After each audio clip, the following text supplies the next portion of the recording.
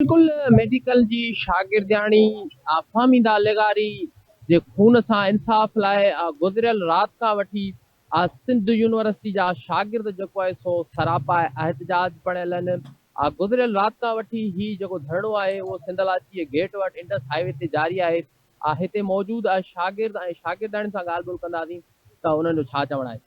असां वटि कॾहिं बि इंसाफ़ कोन थींदो आहे। तव्हां ॾिठो हूंदो मतिलबु लॉ सफ़ा नाले मातर आहिनि।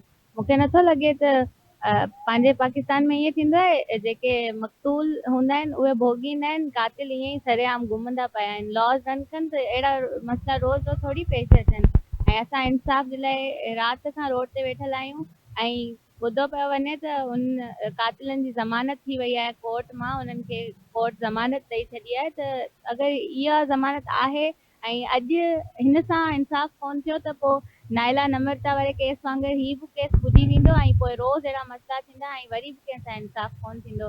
ऐं वरी सिंध जूं शागिर्दियाणियूं हेरासमेंट जा केस ज़्यादा थींदा ऐं हू ब्लैकमेलिंग में ईंदियूं ऐं हू सुसाइड कंदियूं, उन्हनि जो क़त्ल थींदो। मोहतरम साईं, ही हिकु त पहिरीं त मेडिकल जी न्याणी हुजे या कंहिं सब्जेक्ट जी हुजे या अनपढ़ न्याणी हुजे, सिंध जी हुजे या कंहिं बि धरती जे कंहिं खिते जी हुजे, जेकॾहिं इन सेंस में हुनखे मजबूर कयो वञे उहो वञे ख़ुदकशी करे, त इहो मां सम्झां थो त जिथे बि थिए थो उन क़ौम जे लाइ ॿुॾण जो मक़ाम आहे। ऐं ही इंतिहाई हिकिड़ी ख़राबु शइ आहे ऐं उन जो केतिरी निदा कजे उहा घटि आहे। पर असुल सोचणो इहो आहे त ही हिकु पहिरियों वाक़ियो त कोन थियो आहे कंहिं दर्सगाह में। कई सरकारी इदारनि में इहे नियाणियूं पखनि में लटकी मरी वियूं आहिनि। उनजे पोयां बि इहे जेके सबब ज़ाहिर पिया थियनि, जेके मीडिया ते बि आया त भई इहो हिरासमेंट जा केसिस आहिनि।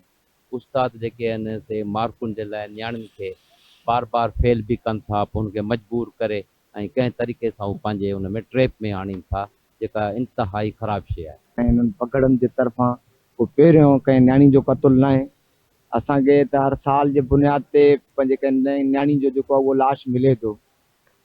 असां इहो ई मुतालबो कयूं था त आख़िरकार इहे माना एॾा वॾा केसगार आहिनि जंहिंखे कंहिं बि हिकिड़े हिरासमेंट जे केस जी माना कंहिंखे बि सज़ा न मिली आहे। मुसलसिल उते धमकियूं ऐं थ्रेट्स ॾिना था वञनि उनजी फैमिली खे, ऐं असांखे बि हिते पुलिस इंतिज़ामिया असां थ्रेट्स था ॾियनि त जेकॾहिं तव्हां धरणो ख़तमु न कंदो या रोड ख़ाली न कंदो त असीं तव्हांखे गिरफ़्तार कंदासीं। बिल्कुल हिते मौजूदु शागिर्द ऐं शागिर्दाणी जवां ॻाल्हि ॿोल ॿुधी हिननि हिकिड़ो ई मुतालबो कयो आहे त शागिर्दियाणी फ़हमीदा लेगारी जे क़त्ल में मुलविस जवाबदारनि खे गिरफ़्तार कयो वञे, न त ॿी सूरत में ही धरणो जेको आहे उहो जारी रहंदो। कैमरामैन इनुल्ला कोलाची सां गॾु रहीम बख़्श बलोच, धरती टीवी न्यूज़, जामशोरो।